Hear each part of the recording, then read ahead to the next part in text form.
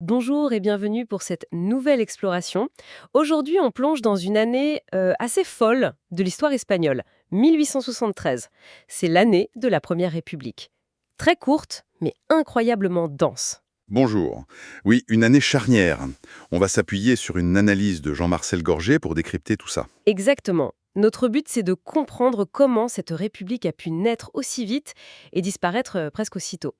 On va voir ce mélange étonnant entre, d'un côté, des traditions très anciennes d'autonomie locale, le fameux fuérisme, Mhm. et de l'autre, des idées nouvelles, le fédéralisme, le cantonalisme, parfois même avec une touche anarchiste.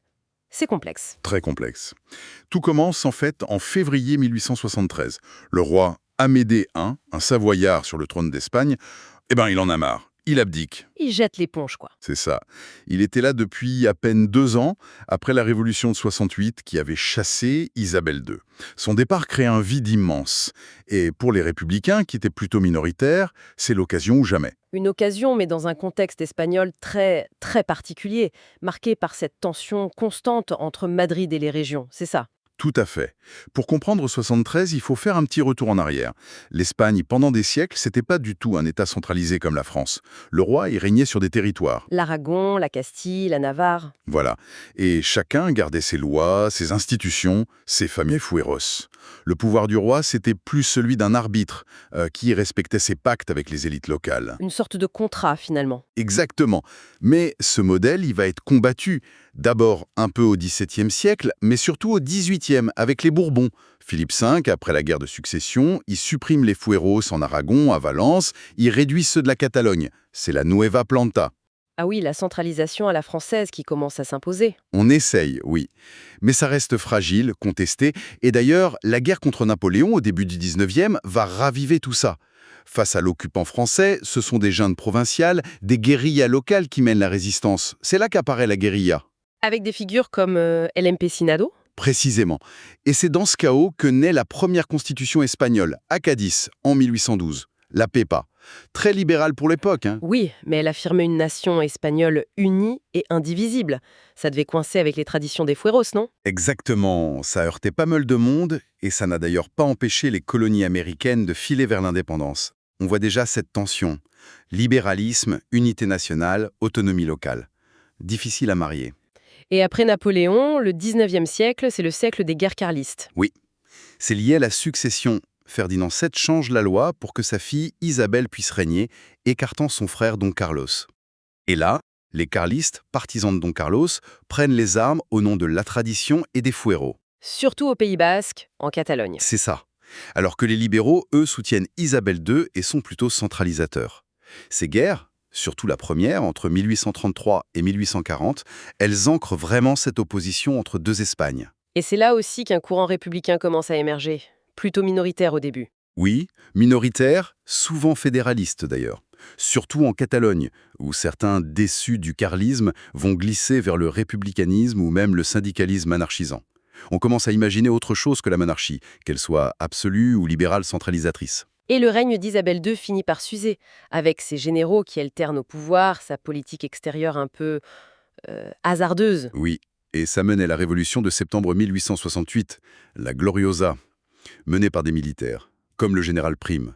Isabelle II est chassée. Et là, on change tout. Suffrage universel masculin. Constitution très libérale en 69, mais on garde la monarchie.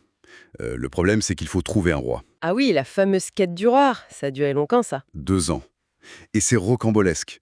On pense à un Portugais, à un Français, même à un prince allemand, un Hohenzollern. Et cette candidature allemande, C'est l'étincelle de la guerre franco-prussienne de 1870. C'est fou comme l'Espagne a failli changer l'histoire de l'Europe, là. incroyable, oui. Finalement, Prime se rabat sur Amibdi de Savoie, le fils du roi d'Italie. Il est élu. Mais, coup de théâtre. Quoi encore? Quand Amédée arrive en Espagne, début 1871, Prime, son principal soutien, vient d'être assassiné. Ah, ça commence bien. Ça commence très mal. Le règne d'Amédée, c'est un calvaire.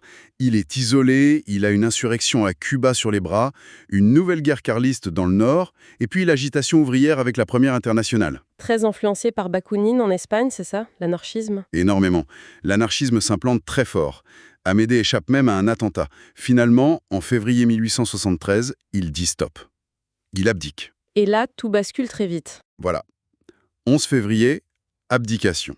12 février, sous la pression populaire, les Cortes, le Parlement, proclament la République. C'est un député catalan, Francesc Pi i Margall, un théoricien fédéraliste inspiré par Proudhon, qui est un peu à la manœuvre. Mais cette république, elle naît, comment dire, un peu par défaut, hein. Faute de mieux. C'est exactement ça. Faute de roi, et avec beaucoup de monarchistes radicaux qui se rallient à la dernière minute. Elle est loin, très loin d'avoir une vraie majorité populaire derrière elle. D'où une fragilité dès le départ, j'imagine. Elle doit composer avec des forces complètement opposées. C'est le moins qu'on puisse dire. D'un côté, t'as ceux qui veulent une république, oui, mais ordonnée, libérale, et plutôt centralisée ou avec une décentralisation très limitée. Ce sont les anciens monarchistes ralliés et une partie des républicains comme Emilio Castelar. Et de l'autre? De l'autre, t'as les partisans d'un fédéralisme beaucoup plus radical, voire l'autogestion locale, la révolution sociale. Là, tu trouves les internationalistes, très actifs, surtout les anarchistes bakouninistes, très forts en Andalousie. Et puis des républicains fédéraux dits intransigeants. Et au milieu de tout ça, les grandes figures républicaines, elles sont d'accord entre elles au moins? Justement, non. Même les républicains historiques sont divisés. T'as 3 grandes figures qui émergent. Emilio Castelar, grand orateur, il veut un fédéralisme mais contrôlé par un État central fort. Un peu à la Gambetta, quoi. D'accord. Ensuite, Nicolas Salmeron, un universitaire très rigoureux, plutôt unitaire au fond, mais très préoccupé par la justice sociale. Et enfin, Francesc Pi i Margall, le théoricien du fédéralisme par le bas, inspiré de Proudhon. Lui, il rêve d'une fédération basée sur le pacte volontaire entre communes et régions autonomes. Un sacré cocktail. Difficile de gouverner avec ça, hein. Très difficile. Et du coup, cette république, elle va vivre 3 phases très courtes, en moins d'un an. D'abord, de février à juin 73, c'est une phase d'attente. Le président, c'est Estanislao Figueras, un proche de Pi et Margall. On essaye de tenir, quoi. On essaye, on prend quelques mesures symboliques, comme l'abolition de l'esclavage à Porto Rico, mais les tensions montent. Dans le sud, on crie « Tierra et Libertad », on veut la terre. Un peu partout, des comités locaux prennent des initiatives. Ça commence déjà à bouillonner à la base. Exactement. Des élections en mai donnent une majorité aux républicains fédéraux, mais Figueras est complètement dépassé. Et fin juin, il fait un truc incroyable. Il prend un train pour la France sans prévenir personne. Il s'enfuit littéralement. C'est pas sérieux. Qui prend la suite alors? C'est Pi i Margall, le théoricien fédéraliste. Il devient président le 11 juin. Et là, on entre dans la deuxième phase, l'apogée du fédéralisme, mais aussi le début du chaos, de juin à juillet 73. Lui, il veut appliquer ses idées. La fédération par le bas. Oui, il y croit vraiment. Il veut construire la fédération pacifiquement, par le dialogue, par le pacte. Mais il est tout de suite débordé, par sa gauche et par la base qui n'attend pas. Le 12 juillet à Carthagène, un port militaire super important. Oui, L'insurrection cantonaliste éclate. C'est le signal. le cantonalisme. C'est quoi exactement? C'est encore plus radical que le fédéralisme? Oui, c'est un mouvement où des villes ou des petites régions se proclament cantons, souverains, indépendants. Et ils décident ensuite de former, ou pas, une fédération libre entre eux. Ça mélange fédéralisme poussé à l'extrême, républicanisme intransigeant et souvent des idées révolutionnaires anarchisantes. Et ça prend où ce mouvement? Ça s'étend comme une traînée de poudre, surtout en Andalousie, Séville, Cadix, Grenade, en Murcia, dans le pays valencien, Valence, Alcoy. Des comités révolutionnaires prennent le pouvoir localement. Et ils font quoi ces comités? Ils réduisent le temps de travail, ils partagent des terres confisquées, notamment à l'église. À Carthagène, c'est encore plus fou. Un général, Contreras, prend la tête de l'insurrection, s'empare de la flotte militaire et hisse le drapeau rouge de la révolution sociale. Mais c'est l'anarchie complète pour le gouvernement de Madrid. Comment réagit Pi i Margall face à ça? Il envoie l'armée. Justement, non. C'est là tout le drame pour lui. Fidèle à ses idées, à Proudhon, il refuse la répression violente. Il croit qu'il peut négocier, dialoguer avec les cantons pour les intégrer pacifiquement dans sa fédération. Ça a marché. Pas du tout. C'est un échec total. Il est pris en étau. D'un côté, son refus de la violence, de l'autre, le pays qui part en morceaux. Il n'a plus le choix.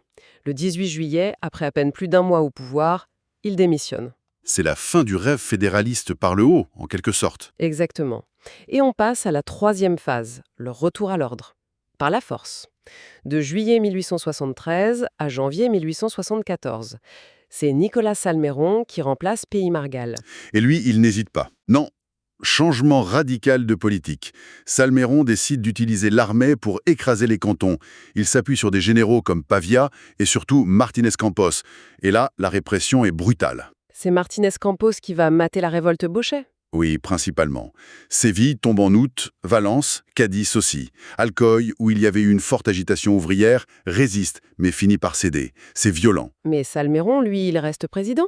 Non, encore un départ. Salmeron, malgré sa décision de réprimer, c'était un homme de principe.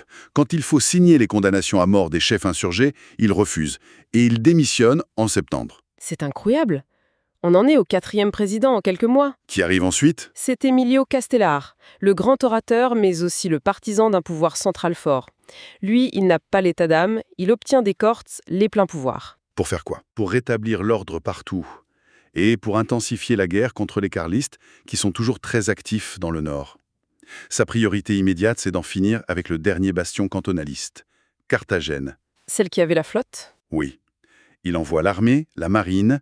C'est le général López Dominguez qui mène le siège. C'est terrible. Des bombardements intenses. La ville finit par tomber le 12 janvier 1874. Et les insurgés? Juste avant la chute, des milliers arrivent à s'enfuir par la mer. Beaucoup vont vers l'Algérie française. D'ailleurs, ils y seront très mal accueillis par les autorités françaises de l'époque, qui les voient un peu comme des communards. La parenthèse cantonaliste est donc fermée. Début janvier 74, Castelar, qui a écrasé les cantons, demande aux Cortés de prolonger ses pouvoirs exceptionnels pour finir la guerre carliste. Mais il est mis en minorité. Donc il démissionne aussi. Les 5e départs, il démissionne. Et là, alors que le Parlement essaye tant bien que mal de trouver un successeur, le général Pavia, qui est gouverneur militaire de Madrid, décide que la plaisanterie a assez duré. Un coup d'État. Un coup d'État militaire classique en Espagne. Le 3 janvier 1874, il envoie la garde civile au Parlement et disperse les députés. Fin de la République parlementaire. Mais c'est pas encore la fin de la République tout court, si? Pas tout à fait. Pavia, il offre le pouvoir à Castelar, qui refuse par légalisme. Alors Pavia se tourne vers un autre général, Serrano, une figure de la Révolution de 68. Serrano met en place une sorte de dictature républicaine, mais sans parlement. L'objectif, c'est la guerre contre les carlistes. C'est ça. Concentrer tous les efforts là-dessus. Mais pendant que Serrano est occupé au front, dans l'ombre, un homme politique très habile prépare autre chose. C'est Antonio Cánovas del Castillo. Qui est-ce? C'est l'artisan de la restauration monarchique. Il prépare le retour du fils d'Isabelle II, le jeune prince Alphonse. Et comment il s'y prend? Fin 1874, il fait publier par le prince, depuis l'Angleterre où il est exilé, un manifeste. Le manifeste de Sandhurst. C'est un texte très malin, modéré. Il promet une monarchie constitutionnelle, libérale, mais qui respecte l'ordre, le catholicisme. Ça rassure beaucoup de monde. Et le coup de grâce? Il est donné par un militaire. Encore un coup, le général Martínez Campos, celui-là même qui avait écrasé les cantons le 29 décembre 1874. Il fait un pronunciamento à Sagonte, il proclame Alphonse roi. Le gouvernement de Serrano ne résiste pas. En janvier 1875, Alphonse XII entre à Madrid. C'est la Restauration. La première République a vécu. 11 mois. 11 mois. C'est fulgurant.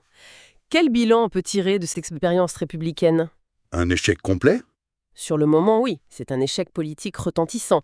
La République s'est écroulée sous le poids de ses contradictions internes. Les divisions étaient trop fortes. Centralistes contre fédéralistes, modérés contre révolutionnaires, sans parler des divisions au sein même de l'Internationale ouvrière. Et puis le déréalisme de certains dirigeants face à la dure réalité du pays, l'armée est toujours prête à intervenir. Oui, tout ça a joué. Un peu comme pour la Commune de Paris, on peut parler d'un manque de stratégie, peut-être d'une certaine naïveté face aux forces conservatrices. Mais est-ce qu'il reste quelque chose de cette expérience ratée, un héritage? Paradoxalement, oui. Un héritage important. D'abord, ça a montré à quel point l'aspiration à l'autonomie locale, régionale, cet écho des fueros, était profonde en Espagne. Le cantonalisme a été écrasé, mais l'idée n'est pas morte. Et l'anarchisme? C'est l'autre héritage majeur. Cette période a vraiment ancré l'anarchisme comme une force essentielle du mouvement ouvrier et paysan espagnol, surtout en Catalogne et en Andalousie. Un anarchisme très anti-État, très méfiant envers la politique traditionnelle, peut-être plus facile à comprendre pour les masses peu alphabétisées que les théories marxistes plus complexes. Une différence avec la France, par exemple? Oui.